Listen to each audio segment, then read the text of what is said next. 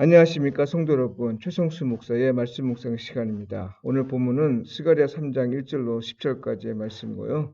내게 아름다운 옷을 입히리라, 이 제목으로 말씀을 묵상하겠습니다. 예언서는 역사적 상황에서 발생한 겁니다. 역사적 배경을 무시하고는 예언의 진정한 의미를 이해하기 쉽지 않습니다. 그렇다고 역사적 사실만 매여 예언을 이해하는 것도 옳지 않습니다. 예수님도 그렇지만 사도들과 초대교회 성도들은 예언서를 예수 그리스도와 관련해서 이해하였기 때문이죠. 스가랴의 넷째 환상은 용서하신 하나님을 보여주지만 예수 그리스도를 염두에 두고 읽는다 해도 손색이 없습니다. 대제사장 여호수아가 여호와의 천사 앞에 서 있습니다. 그 옆에는 사탄이 있는데요. 그를 대적한다는 말은 그의 죄를 고발한다는 의미로 볼 수 있습니다. 사탄은 우리의 죄를 하나님 앞에서 고발하는 자이기 때문이죠. 이에 비해 예수 그리스도는 보혜사로 우리를 위해 변호하시는 분입니다. 법정 이미지가 동원된 환상이죠.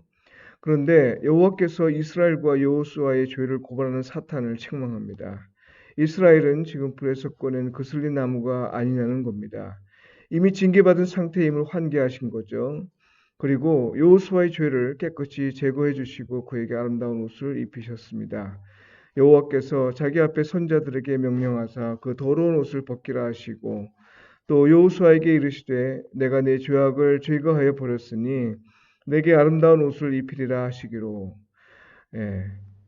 여호와의 사제 선언을 들은 스가랴 선지자는 말합니다. 정결한 관을 그의 머리에 씌우소서. 이에 천사들은 정결한 관을 머리에 씌우고 아름다운 옷을 입히고 수종을 듭니다. 이어지는 말씀에서 하나님은 여호수아에게 왕이 행할 일을 대신 맡기고 선지자가 해야 할 일을 대신 맡기셨습니다.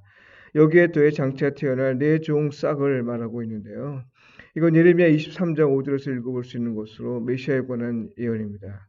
지금까지 살펴본 내용에서 이미 느끼셨겠지만 신약시대 사람들은 이걸 그리스도를 염두에 두고 읽었습니다.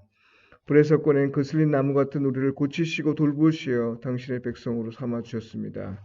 사마리아 사람의 비유에서 강도 만나 피 흘리고 쓰러져 죽어가고 있는 모습과 다르지 않습니다. 모두가 기피의 대상으로 삼는 우리에게 예수님은 다가오셔서 우리를 고치시고 싸매주시고 돌보아 주셨습니다. 결국엔 십자가에서 죽음으로 우리의 죄를 사해 주셨지요. 7절에선 제사장이 왕이 행할 일을 행하고 예언자가 행할 일도 행할 것이라 말하고 있습니다. 예수 그리스도의 삼중직을 읽어볼 수 있는 내용이죠. 성도 여러분, 예수 그리스도를 믿는 우리는 하나님의 백성으로 하나님의 영광에 합당한 삶을 살아야 합니다. 하나님의 말씀대로 산다면 하나님은 우리에게 당신이 하실 일을 우리에게 맡겨주실 겁니다. 이 일과 관련해서 가장 적합한 표현을 찾는다면 베드로전서 2장 9절일 것 같습니다. 이곳에는 왕같은 제사장이란 표현을 사용했는데요. 스가랴 선지자가 대제사장 여호수아와 관련해서 본 환상을 염두에 둔 표현이 아닌지 싶은데 여하튼 우리에게 맡겨진 여호와 일을 잘 관리하는 사람을 가리켜 베드로서 기자는 이렇게 표현한 겁니다. 주께서 맡기신 일을 한다고 해서 우리에게 어찌 죄가 없겠습니까? 우리는 사는 동안 죄의 영향력에서 결단코 자유롭지 못합니다. 그러나 기억해야 합니다. 하나님은 우리의 죄를 제거해 주시고 우리에게 아름다운 옷을 입혀 주실 겁니다. 이 사실은 예수 그리스도에게서 현실이 되었고요. 이걸 믿는 신앙을 우리는 칭의 신앙이라고 합니다. 예수 그리스도를 믿으면 그의 의에 힘입어 의롭다 칭함을 받을 것을 믿는 거죠. 의롭다 칭함을 받는 것으로 끝나면 안 됩니다. 신분의 변화가 있으면 그에 합당한 삶을 살아야 합니다. 여호와께서 말씀하시죠.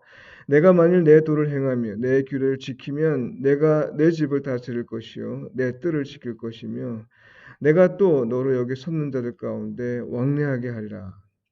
살다가 넘어질 수 있으나 바르게 살아야 하는 건 예외가 없습니다.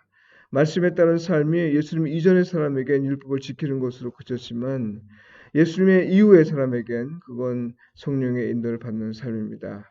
넘어지면 다시 일으켜 세워주시지만 의도적으로 말씀에 따른 삶을 무시하는 것, 곧 성령의 인도를 무시하는 것 용서받지 못합니다. 성도 여러분, 하나님은 우리의 죄를 제거해 주시고 우리에게 아름다운 옷을 입혀 주십니다.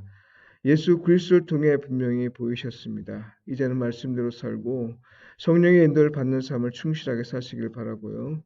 그리스도인으로서 서로 뜨겁게 사랑하고 서로 힘써 돕고 진심으로 서로를 세우는 삶을 통해 하나님과 이웃에게 복음에 합당하게 반응하며 사시기를 축복하며 기도합니다. 기도드리겠습니다.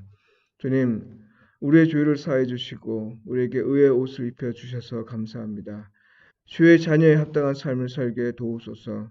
주께서 맡기신 일을 성령의 인도에 따라 잘 관리하며 살게 하소서. 예수님의 이름으로 기도드립니다. 아멘.